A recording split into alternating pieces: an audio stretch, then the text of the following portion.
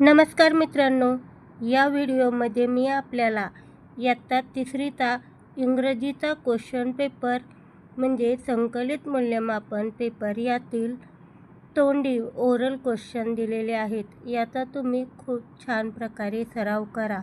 पहिला प्रश्न आहे, आपल्याला आपल्या पुस्तकातील कोणतीही एक पोयम बोलायची आहे, ती पाठ करून ठेवा. या प्रश्नामध्ये शिक्षक आपल्याला एखादी वस्तू दाखवतील. ते आपल्याला इंग्रजीमधून त्या वस्तूचे नाव सांगायचे आहे. उदाहरणार्थ ते कोणत्या वस्तू दाखवू शकतील याचे खाली मी नावे दिलेले आहेत. या प्रश्नामध्ये खाली आपल्याला एक पॅरेग्राफ दिलेला आहे.